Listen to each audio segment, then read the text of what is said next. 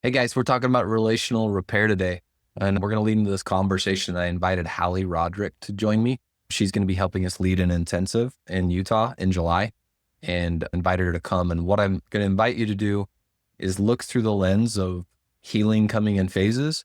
And phase number one is safety and stability. And once I have that in myself, then I can lean in relationally. So we're going to talk about what some myths are and invite Hali into that conversation. But anyway, looking forward to spending some time with you. Welcome to Beyond the Facade podcast. I'm your host, Luke Gordon, and I'm thrilled to have you join me in this space today. What we're going to be doing is diving deep into the trials and triumphs and truths of seeking authenticity. Becoming your true self isn't about a single action or a moment. It's a relentless pursuit, a commitment to self that reveals the rich connection and meaning that our life has to offer. So whether this is your first time tuning in or you're a regular listener, know this: what you're building here goes beyond a conversation. You're here to challenge, to change, and to celebrate the incredible journey of becoming your authentic self. Because when you dare to show up fully, the rewards are immeasurable. So welcome to Beyond the Facade. Let's get started. So let's jump into it. I'm so excited to have Hali here today. We are going to go through and talk about some myths today as it relates to something we have coming up here, which is our Help Her Heal intensive. Hali, I'm glad to be spending some time with you. Yeah, excited to be here. Love to talk about this. So we are going to be going through some common myths that get in the way of healing after betrayal. All right. So Hali has her Help Her Heal group that she has on a weekly basis. And we get some awesome feedback that comes from it.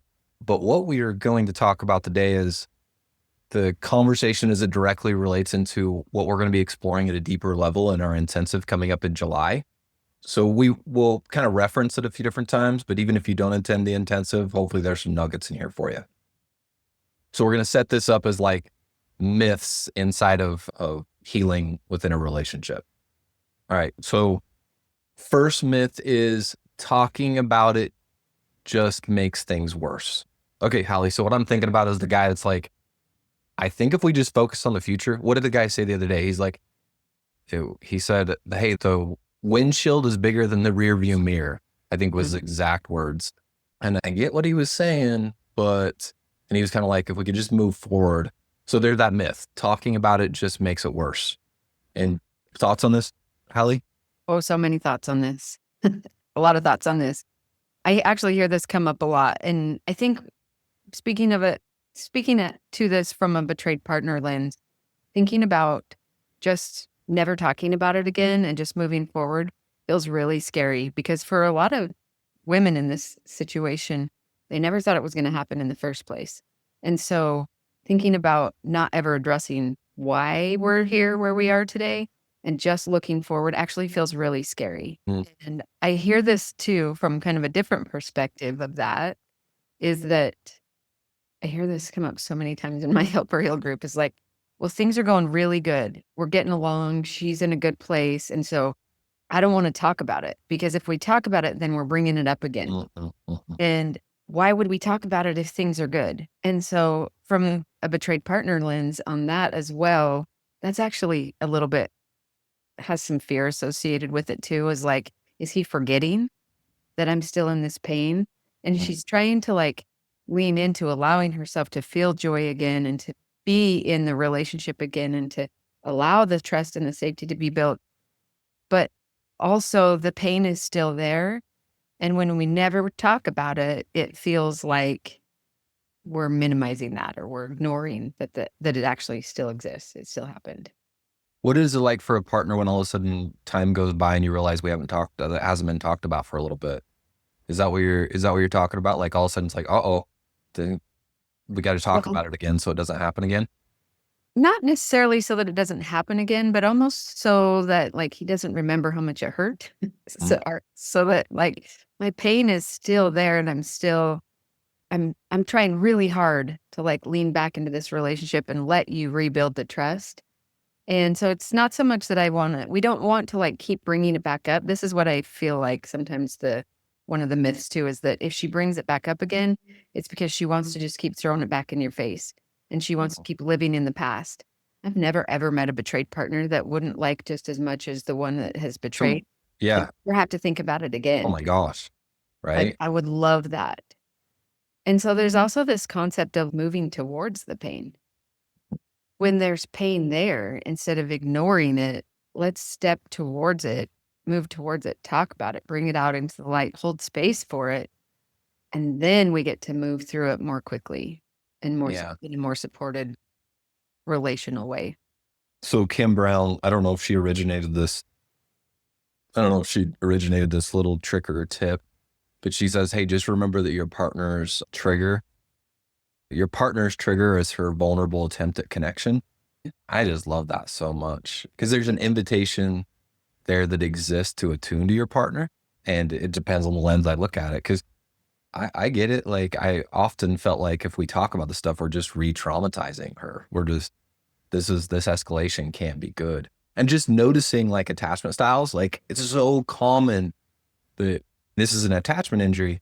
And we have two different attachment styles, which is one that's anxious, the person that's been betrayed, a lot of anxiety around this, and then a lot of avoidance from a person who's been betraying. And then they think avoidance is actually, it's just really problematic. It's self-protect an unhealthy mode of self-protection, but definitely those two attachment styles together So create a lot of problems. yeah, there's one note here that I had for myself, which was silence doesn't protect her, it disconnects you. Mhm. And man, doesn't it seem like sometimes silence is like I'm speaking to the person that did the betraying.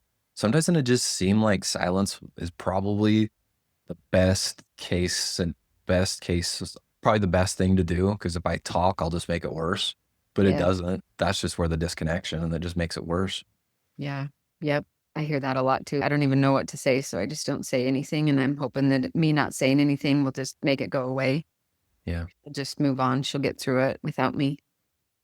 So one of the things that we're going to practice at the intensive is how to stay in those hard conversations without shutting down and spiraling into shame. So we're going to spend a lot of time practicing it because what we want men to take from this intensive is what does this actually look like? What should I be measuring? Mhm. So the second myth is if I show emotion, then this will make it all about me. And I think that, I mean, I'm not a man, so I don't know. Maybe you could speak better to this one. Look, Well, men fear if they show emotions that they will look weak or needy, or that it will feel like their spouse will think they're trying to manipulate them. And so I think that there's so much confusion in that. And then I also hear it go to the other extreme is like the only time I ever can get any sort of positive response from my spouse is if I cry. So sometimes I cry so that I will get a better response, but it's still a manipulation.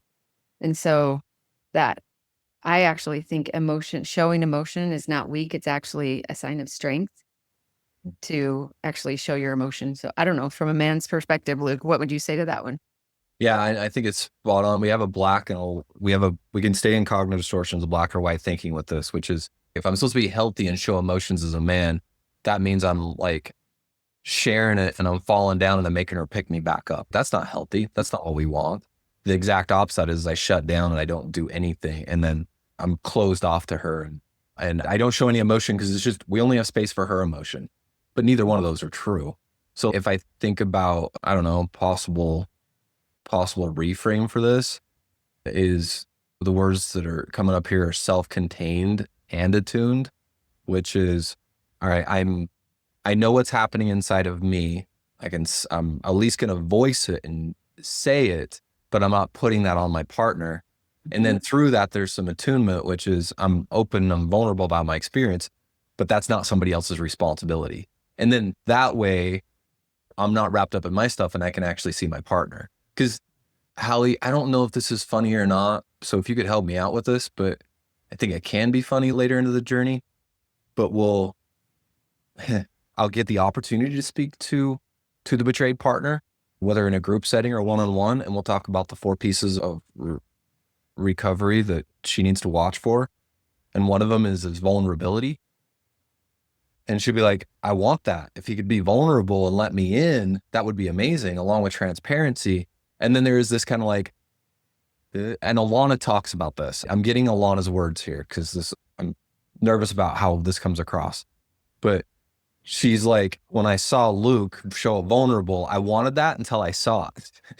And then when I saw it, it was like, whoa, I want him to be strong and that kind of stuff. So just recognizing vulnerability, the outcome it can be later, the positive effects of that. Hallie, you want to clean that up at all? No, but I just keep thinking about this comes up in my helper heal groups too, is they're like, she says she wants me vulnerable, but I actually don't really think she does, because when I am vulnerable, I don't think she likes it. But I think it goes back to what you were talking about before, is your vulnerability you showing up with emotion and expecting her or wanting her to fix it? Or is it you showing up just being honest and transparent about something that you're experiencing and allowing her the opportunity to witness it, but without any sort of ulterior motive or expectation there with it? And I think that's kind of defines the difference I there love that. of Thank you. vulnerability. It's, I don't need you to fix this. I'm just sharing something that I've experienced or that I've learned or that have come up, because I want you to be able to fully see and fully know me, step into that intimacy, but I'm not needing you to fix this. Yeah. And it's like being present with somebody, but now allowing them to see you, but still keeping responsibility within self. And I think an example of that is we'll go into often like scripts and like, and how, what scripts look like here and how they're hurtful and sometimes just a part of the process. And I think about, okay, I'm with my partner and I don't know how to respond. I'm just like, it's gone. I don't even know what the right response is. What does vulnerability look like? It's sharing like, I don't even know what to say right now. I want to be with you in this and nothing's coming to mind. And that's not your responsibility. That's mine.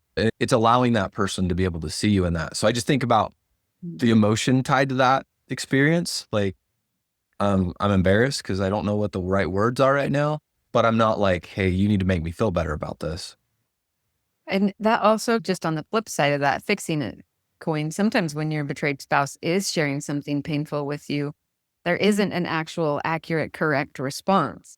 It makes me think of that Brene Brown. She has an empathy video, and she said one of the characters in the video says, I don't even know what to say right now, but I'm so glad that you told me. And like, sometimes when your wife is bringing pain to you, it doesn't actually doesn't, there's nothing you can do to fix it. It is just being there in that space with her. And thank you so much for sharing that with me and holding that space. So it's not even about saying the right thing sometimes, it's more about the presence. Yeah. Yeah. And just notice the intention. So what we're going to do in the intensive is we're going to spend a decent amount of time going through and learning exactly how to step into the space. What does it look like to share emotions, but not put them on our partner? What am I responsible for? Am I responsible for emotions, responsible for mine? What am I responsible for here? We're going to take a quick break for a moment. I want to let you know of some things that we have coming up at Choose Recovery Services. Hey friends, it's Hali Roderick here, and I wanted to personally invite you to an incredible opportunity coming up this summer. From July 8th to 11th, Luke Gordon and I will be co-facilitating a Help Her Heal intensive for men in Spanish Fork, Utah. And if you're a man who's serious about rebuilding trust, creating emotional safety, and doing the deep work of repair after betrayal, this space is created specifically for you. This 4-day intensive is not a lecture series. It's a deeply experiential process designed to help you feel the shift, not just understand it intellectually. Together, we'll explore powerful tools and practices to help you develop real empathy, shame resiliency, and a clear understanding of betrayal trauma so you can begin to show up as a safe, trustworthy partner again. You'll also have the opportunity to connect with other men who are on the same path, men also committed to growth, their integrity, doing the hard work and the beautiful work of relationship repair. So whether you're just beginning this process or you're well on your way, this intensive can be a powerful next step in your journey towards healing. So if you're ready to move forward, we'd love to have you join us. So to learn more or to reserve your spot, check out the show notes where you'll find a link to reach out to our office.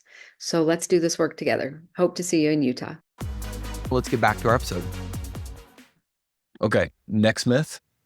So this is the one is myth number 3. I just want her to see how, I just want her to see how I'm doing good. Oh my goodness, just so much comes up with this, especially in those moments of dysregulation. It makes so much sense for my partner, especially if they're saying something about how I'm going about my journey, to go like, okay, but can you see how I'm actually improving? So there's so many times that we want to validate ourselves by showing like what I'm doing well. And that's a reflex that not usually, it shows up and it hurts the relationship and it hurts the person who's doing it and it hurts the person they're doing it to, because technically that healthy conflict, basically that feedback is an opportunity for intimacy. And if I'm trying to escape reality, then it's going to be really problematic. Yeah. It makes me think of when a betrayed spouse is activated about something, and there may not actually be acting out happening right now, but the trigger is about something that has happened in the past. And so sometimes the instinct for the one who has betrayed is to go, but that's not what's happening. That's not what I'm doing. That's not what's going on right now. And can't you see that this isn't what's happening? And actually, the activation and the fear isn't maybe necessarily about what's happening right now, but it's about what happened in the past. And so giving them evidence of what you're doing right now doesn't actually fix the trigger that is about something that happened before. Mm. You're trying to meet an emotional state with logic, and it just doesn't mesh that way. It just misses the whole opportunity. Yeah. You don't attune with somebody through logic, right? Yeah. A lot of times in this recovery journey, a wife's ability to actually empathize with their spouse is way like phase 3, like beyond, like in the post-traumatic girls are right before that phase, before a wife is able to be the one that can turn around and empathize with her spouse. So looking for that validation from her early on is you're looking in the wrong places. Like you need to find that internal validation. And, you talk through with your coach or your therapist or your group, and you learn to turn that internal validation. It comes from a place from within and not needing it from your spouse because she actually doesn't have the capacity to give it early on. She doesn't have the capacity to give it. No, That's what if that's hard to wrap my head around? Because it feels like she does. hoping it is. And I validate that because a lot of times maybe she is naturally empathetic. But when her pain is so great and the person that she thought she could trust the most, all of a sudden, she doesn't even feel like she knows him. She's questioning everything about him. And so the work that you're doing is stuff that a lot of times, maybe not always, but a lot of times she assumed you were doing before. And then to realize that you actually weren't doing things that were going to keep her protected and safe and the relationship protected and safe. She thought those things were happening. So now when she finds out they aren't, it's she doesn't know whether or not she can trust you. So actually the new changed behavior, the new version of you, she's probably not going to trust for a while. So if you're constantly looking for her validation for your growth, you're going to be in trouble because she needs to see that consistent recovery type behavior, trust building, safety creating behavior with consistency over time before her brain is actually even going to allow her to consider that it might be real. I kind of almost want to invite you to like pause the episode here for a second once I ask this question and tell me what comes to mind before we talk about it, which is, if I just want her to see how good I'm doing, how is that problematic? What patterns does that continue to keep going? And why is it so important that she recognizes that? Why does it matter so much? Yeah. And yeah, That's a really good question. I think the first thing, I know you told me we should pause, but the first thing that comes to mind is like unhealthy patterns before. It makes me think of like the independent, codependent, interdependent dynamics of relationships. And if we're constantly needing someone else's approval, how are we ever going to be okay within our own skin?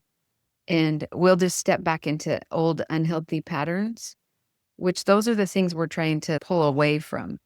And so there's actually this really uncomfortable part of recovery work. I think it can be uncomfortable, of where we kind of have to like separate, whether that means like literally physically separating, but doing our own individual work. It doesn't always mean moving out or anything like that, but moving into an individual space where we are doing our own individual work so that both of us can become secure in knowing our identity, knowing who we are outside of the relationship, so that as we work to step back into the relational dynamic in a different way, that we are there as a support for each other, but not as like a needing role. Like I need her to be okay in order for me to be okay.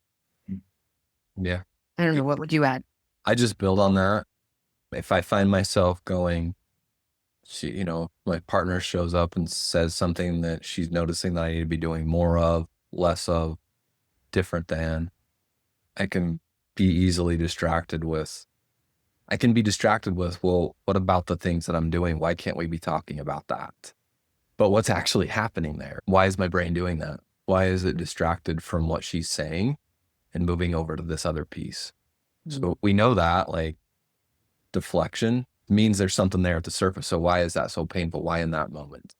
One thing that comes up for me as you are talking about that is, and I hear this from the guys in my group a lot, is that when she comes to you and is saying, I need more of this, or this is problematic for me or whatever, it feels like criticism and attack. And so they take it personally, like she's criticizing and attacking. And it goes back to what you were talking about that Kim Brown said. It's actually a bid for connection. She's seeking safety. She's seeking reassurance. And so it's this kind of tricky dynamic is she's looking for safety and security and reassurance. And you're feeling like you're getting attacked.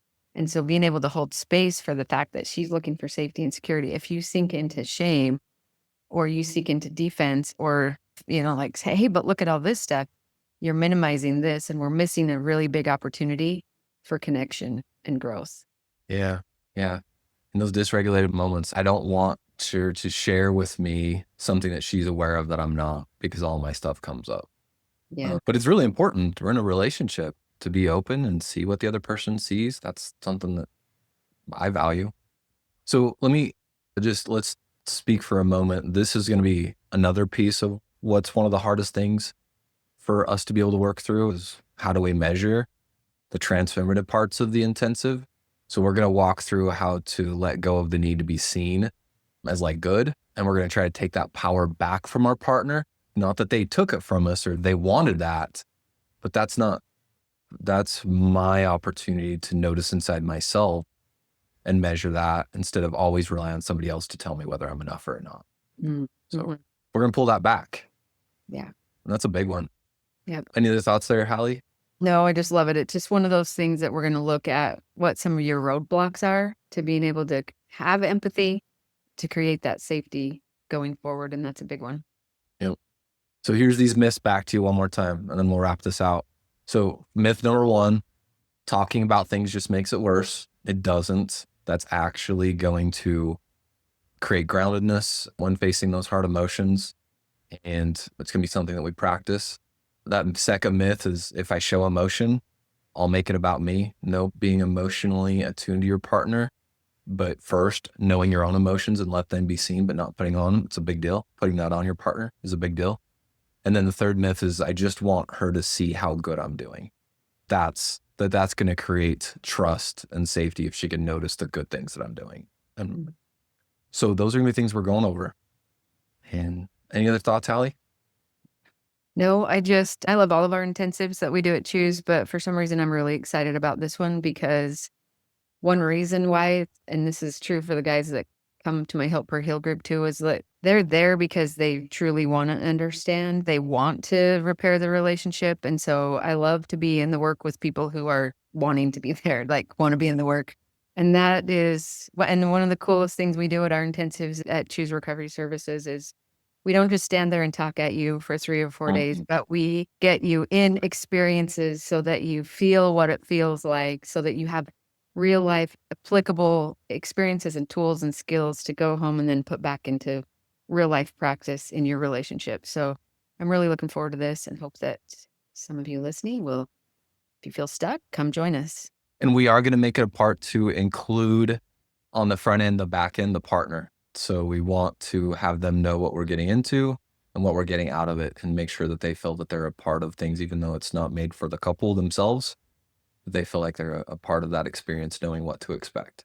So reach out with questions. I'm excited to spend some time with you. Yeah. See you in Utah. Yeah, see you in Utah. Hey, thanks for joining us today. If this is something that you connected with, I'd love to meet with you more and talk about it. So what you can do is go to chooserecoveryservices.com or check the show notes.